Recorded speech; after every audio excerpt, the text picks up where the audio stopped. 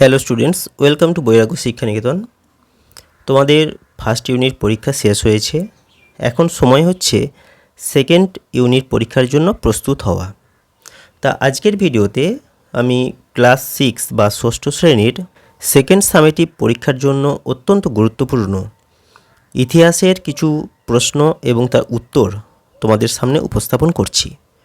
যারা ক্লাস 6 বা ষষ্ঠ শ্রেণীতে পড়াশোনা করছো, আজকের ভিডিওটি দেখো এবং ইতিহাস বিষয়ে অত্যন্ত গুরুত্বপূর্ণ প্রশ্নগুলি জেনে নাও।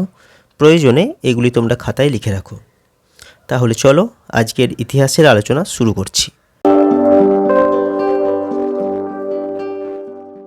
আজকের প্রথম প্রশ্ন, ঋগ্বেদের যুগে গুরুত্বপূর্ণ নদীর নাম কি? ঋগ্বেদের যুগে গুরুত্বপূর্ণ নদী ছিল সিন্ধু নদী। পরের প্রশ্ন, চতুরাশ্রমের প্রথম আশ্রমের নাম কি? যে চতুরাশ্রম প্রথা পূর্বে ছিল তার প্রথম আশ্রম ছিল ব্রহ্মচর্য আশ্রম। পরের প্রশ্ন, বৈদিক সাহিত্যে ছন্দে বাঁধা কবিতাকে কি বলা হতো? সংহিতা বলা হতো। পরের প্রশ্ন, সমুদ্রগুপ্তের কথা কোথা থেকে জানা যায়? এলাহাবাদ প্রশস্তি থেকে সমুদ্রগুপ্তের কথা আমরা জানতে পারি। পরের প্রশ্ন, হর্ষচরিত গ্রন্থ কে লিখেছিলেন? হর্ষচরিত গ্রন্থ রচনা করেছিলেন বাণভট্ট। পরের প্রশ্ন, অশোক স্তম্ভে কয়টি সিংহের মূর্তি আছে? অশোক স্তম্ভে 4টে সিংহের মূর্তি আছে। পরের প্রশ্ন, ভারতীয় উপমহাদেশে কে প্রথম সোনার মুদ্রা চালু করেছিলেন? উত্তর হবে বিম কদফিসেস প্রথম সোনার মুদ্রা চালু করেছিলেন। পরের প্রশ্ন, সকারি উপাধি কে নিয়েছিলেন? দ্বিতীয় চন্দ্রগুপ্ত সকারি উপাধি নিয়েছিলেন। পরের প্রশ্ন, সুয়ান জাং এর লেখা গ্রন্থের নাম কি? সুয়ান জাংয়ের লেখা গ্রন্থের নাম হচ্ছে সি ইউ কি।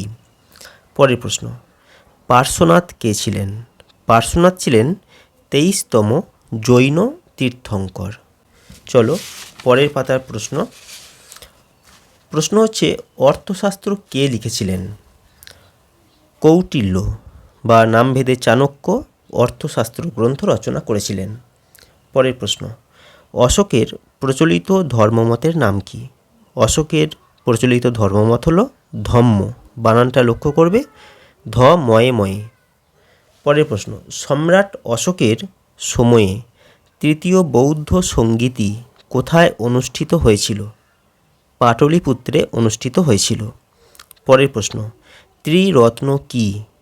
জৈন ধর্মে নির্বাণ লাভের 3টি পথ হল সৎ বিশ্বাস, সৎ জ্ঞান ও সৎ আচরণ। এদের একত্রে ত্রিরত্ন বলা হয়। পরের প্রশ্ন, পঞ্চমহাব্রত কে প্রবর্তন করেন? মহাবীর পঞ্চমহাব্রত প্রবর্তন করেছিলেন। পার্শ্বনাথের 4টি ব্রতের সঙ্গে তিনি ব্রহ্মচর্যকে যুক্ত করেন এবং সেটাই হয় পঞ্চমহাব্রত। পরের প্রশ্ন, মেগালিথ কি?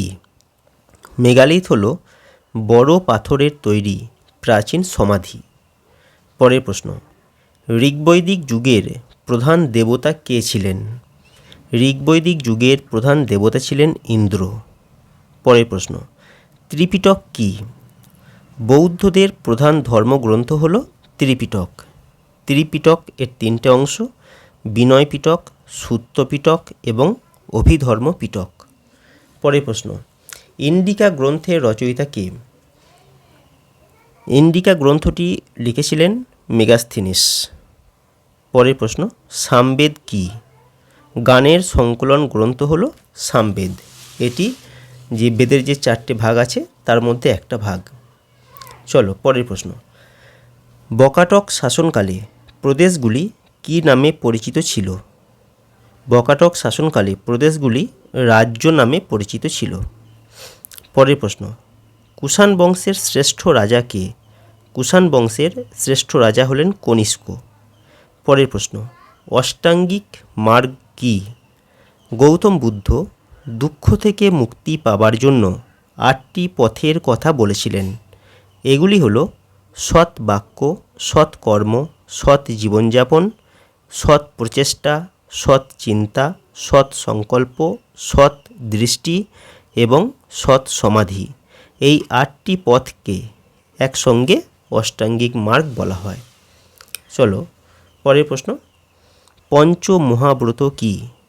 জৈন ধর্মের চতুর্জাম ব্রতের সঙ্গে, এই চতুর্জাম ব্রত হলো অহিংসা, সত্যবাদিতা, অচৌর্য আর অপরিগ্রহ, এই চতুর্জাম ব্রতের সঙ্গে মহাবীর ব্রহ্মচর্য নামক পঞ্চম নীতিটি যোগ করেছিলেন। এই 5টি নীতিকে একসঙ্গে পঞ্চমহাব্রত বলা হয়।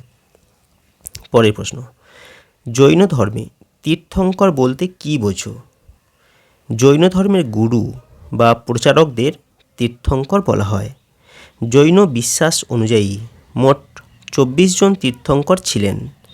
তীর্থ অর্থাৎ সংসার সমুদ্র পার হওয়ার ঘাট বা পথ যিনি তৈরি করেন তিনিই তীর্থঙ্কর। পরের প্রশ্ন, সমুদ্রগুপ্তকে কেন ভারতের নেপোলিয়ন বলা হয়? ঐতিহাসিক ভিনসেন্ট স্মিথ সমুদ্রগুপ্তকে ভারতের নেপোলিয়ন বলেছেন, কারণ ফরাসি সম্রাট নেপোলিয়নের মতো সমুদ্রগুপ্ত ছিলেন এক বিশাল সাম্রাজ্যের বিজেতা এবং তিনি তার সামরিক অভিযানে উত্তর ও দক্ষিণ ভারতের বহু রাজ্যকে জয় করেছিলেন। আর সে কারণেই সমুদ্রগুপ্তকে ভারতের নেপোলিয়নের সঙ্গে তুলনা করা হয় বা ভারতের নেপোলিয়ন বলা হয়। পরের প্রশ্ন, মৌর্য সম্রাটরা গুপ্তচর নিয়োগ করতেন কেন? সাম্রাজ্যের অভ্যন্তরীণ শান্তি বজায় রাখা, আমলাদের উপর নজরদারি করা, প্রজাদের অভাব অভিযোগ এবং শত্রুপক্ষের গোপন খবর সংগ্রহের জন্য মৌর্য সম্রাটরা দক্ষ গুপ্তচর বাহিনী নিয়োগ করতেন। পরের প্রশ্ন, গ্রহণ, মোক্ষ, অনুগ্রহ এই নীতিগুলো কি? সমুদ্রগুপ্ত দক্ষিণ ভারত অভিযানের সময় 3টে নীতি গ্রহণ করেছিলেন। তার একটা হলো গ্রহণ অর্থাৎ শত্রুকে পরাজিত করা, দ্বিতীয়টি হলো মোক্ষ অর্থাৎ শত্রুকে মুক্ত করে দেওয়া, আর অনুগ্রহ পরাজিত রাজাকে তার রাজ্য ফিরিয়ে দিয়ে আনুগত্য আদায় করা। পরের প্রশ্ন, বৌদ্ধ ও জৈন ধর্মের 2টি মিল ও অমিল লেখো। বৌদ্ধ এবং জৈন ধর্মের 2টো মিল হলো উভয় ধর্মই বেদের প্রাধান্য অস্বীকার করেছিল, উভয় ধর্মই অহিংসার উপর জোর দিয়েছিল এবং জাতিভেদ প্রথার বিরোধী ছিল। আর অমিলগুলি হলো জৈনরা কঠোর কৃচ্ছ সাধনা ও তপশ্চর্যায় বিশ্বাসী ছিল, কিন্তু বৌদ্ধরা মধ্যপন্থা অবলম্বনের কথা বলতো। জৈন ধর্মে আত্মার অস্তিত্ব স্বীকার করা হয়, কিন্তু বৌদ্ধ ধর্মে আত্মার অস্তিত্ব স্বীকার করা হয় না। পরের প্রশ্ন, মহাজনপদ কিভাবে গড়ে উঠেছিল? প্রাচীন ভারতে জনপদের মানুষরা যখন আরও শক্তিশালী হয়ে ওঠে এবং যুদ্ধের মাধ্যমে নিজেদের সীমানা বাড়াতে থাকে, তখন ছোট ছোট জনপদগুলি মিলে গিয়ে বড় রাজ্যে পরিণত হয়।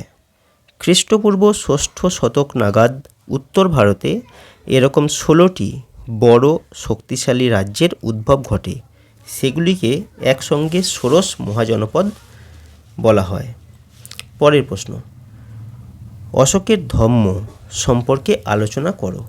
খুবই গুরুত্বপূর্ণ প্রশ্ন, মন দিয়ে দেখবে। কলিঙ্গ যুদ্ধের ভয়াবহতা দেখে সম্রাট অশোক যুদ্ধনীতি ত্যাগ করে ধম্ম প্রচার শুরু করেন। তাঁর ধম্ম কোনো নির্দিষ্ট ধর্ম ছিল না, বরং এটি ছিল কিছু নৈতিক আদর্শের সমষ্টি, যেমন গুরুজনদের ভক্তি করা, পশুবধ বন্ধ করা, সত্য কথা বলা, সকল ধর্মের প্রতি সহনশীল হওয়া। এগুলি ছিল অশোকের ধর্মের মূল কথা। পরের প্রশ্ন, গুপ্তযুগের শাসন ব্যবস্থা কেমন ছিল? গুপ্তযুগের শাসন ছিল মূলত কেন্দ্রীভূত, কিন্তু কিছুটা বিকেন্দ্রীকৃত আমলাতান্ত্রিক ব্যবস্থার উপরেও নির্ভরশীল ছিল। প্রথমত, রাজা সম্রাট ছিলেন সর্বময় ক্ষমতার অধিকারী, তিনি মহারাজাধিরাজ উপাধি নিতেন। দ্বিতীয় পয়েন্ট হচ্ছে প্রদেশ। সাম্রাজ্যকে কয়েকটি প্রদেশে ভাগ করা হয়েছিল, যাকে ভুক্তি বলা হতো। প্রদেশের শাসনকর্তাকে বলা হতো উপরিক। পরের পয়েন্ট, জেলা এবং গ্রাম। প্রদেশগুলি বিষয় বা জেলায় বিভক্ত ছিল। শাসনের সর্বনিম্ন একক ছিল গ্রাম, আর গ্রামের প্রধানকে বলা হতো গ্রামিক। পরের পয়েন্ট, বিচার ব্যবস্থা। গুপ্ত যুগে বিচার ব্যবস্থা অনেক উন্নত ছিল। দণ্ডবিধি মৌর্য যুগের তুলনায় কিছুটা নরম ছিল। আজকের ভিডিওর শেষ প্রশ্ন এবং খুবই গুরুত্বপূর্ণ প্রশ্ন, টিকা রচনা করা 10 রাজার যুদ্ধ। তা উত্তরটা দেখে নাও তোমরা। ঋগ্বেদে উল্লিখিত একটা ঐতিহাসিক যুদ্ধ হলো 10 রাজার যুদ্ধ। রাভি নদীর তীরে ভরত গোষ্ঠীর রাজা সুদাসের সাথে অন্য 10টি গোষ্ঠীর রাজাদের এই যুদ্ধ হয়েছিল। বিশ্বামিত্রের প্ররোচনায় 10টি গোষ্ঠী একত্রিত হয়ে সুদাসকে আক্রমণ করে, কিন্তু শেষ পর্যন্ত সুদাস জয়ী হন। এই যুদ্ধের ফলে উত্তর ভারতে ভরত গোষ্ঠীর আধিপত্য প্রতিষ্ঠিত হয় এবং এর থেকেই পরবর্তীকালে ভারতবর্ষ নামের উৎপত্তি হয় বলে মনে করা হয়। এই হলো ক্লাস 6 বা ষষ্ঠ শ্রেণীর সেকেন্ড সামেটিভ পরীক্ষার জন্য অত্যন্ত গুরুত্বপূর্ণ 33টি প্রশ্ন, ইতিহাস বিষয়ের 33টি প্রশ্ন এবং তার উত্তর। এটি ক্লাস 6 বা ষষ্ঠ শ্রেণীর ইতিহাস বিষয়ক যে ভিডিও সিরিজ আমি তৈরি করছি তার প্রথম পর্ব। পরবর্তী পর্বগুলোতে আরও কিছু গুরুত্বপূর্ণ প্রশ্ন এবং উত্তর তোমরা পাবে। তা সেই ভিডিওগুলি সবার প্রথমে পাওয়ার জন্য চ্যানেলটিকে সাবস্ক্রাইব করতে হবে। আর আজকের ভিডিওটি পছন্দ হলে, ভিডিওটি ভালো লাগলে নিশ্চয়ই তোমরা লাইক করবে, শেয়ার করবে। আজকের ভিডিও এখানে শেষ করছি। ভালো থাকবে।